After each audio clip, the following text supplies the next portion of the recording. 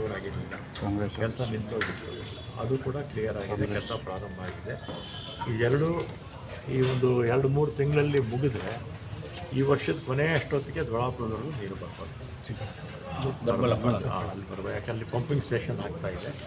ಅಲ್ಲಿಂದನೇ ಶ್ರೀನಿವಾಸಪುರಕ್ಕೆ ಒಂದು ಇದು ಹೋಗುತ್ತೆ, ಆಮೇಲೆ ಕೋಲಾರಕ್ಕೆ ಒಂದು ಅಲ್ಲ ಅದು ಆಮೇಲೆ ಹೇಳ್ತೀನಿ. ಅದು ಎರಡೂ ಆಗುತ್ತೆ. ಆ ಕೆಲಸಗಳು ಕೂಡ ಶೀಘ್ರಗತಿಯಲ್ಲಿ ಕೆಲಸ ಆಗಬೇಕು. ಆರ್ಡರ್ಸ್ ಎಲ್ಲ ಕೊಟ್ಟಿದ್ದೀವಿ. ಪೈಪು ಎಲ್ಲ ಪ್ರೊಕ್ಯೂರ್ಮೆಂಟು ಎಲ್ಲ ಮಾಡ್ತಾಯಿದ್ದಾರೆ ಅಂತ ನಮ್ಮ ಚೀಫ್ MD ಅವರು ಹೇಳಿದರು. ಮತ್ತು ನಮಗೇನಂದರೆ ಮಂಜುನಾಥ್ ನಮ್ಮ ಅನಿಲ್ ಕುಮಾರ್ ಯಾವಾಗ ಬರುತ್ತೆ ಅಂತ ಕೇಳಿದ್ರೆ ನಾನು ಹೇಳಿದೆ 27ಕ್ಕೆ ಈ ಎಲ್ಲ ಕೆಲಸಗಳು ಮುಗಿಸಿ ಈ ಎಲ್ಲ ಸುಮಾರು 300 ಕೆರೆ ಬರುತ್ತೆ, 2 ಜಿಲ್ಲೆ ಸೇರಿ. ಪ್ಲಸ್ ಇಲ್ಲಿರ್ತಕ್ಕಂಥ ದೊಡ್ಡ ದೊಡ್ಡ ಮುನ್ಸಿಪಾಲ್ಟಿಗಳು ಎಲ್ಲ ಇರ್ತಾರೆ, ಅವರು ಕೂಡ ನೀರು ಕೊಡ್ತೀವಿ. ಮುಂದಿನ ವರ್ಷಕ್ಕೆ ಕೊಡ್ತೀವಿ, ಗ್ಯಾರಂಟಿ ನೀರು ಕೊಡ್ತೀವಿ. ಹೇಳ್ತೀನಿ ನೋಡಿ ಸರ್. ಈ ಬರದ್ದು ವಿಶೇಷವಾಗಿ ಏನಾದರೂ ಈಗ ಅಲ್ಲೇನಾಗಿದೆ, ಬರ ಅಂತ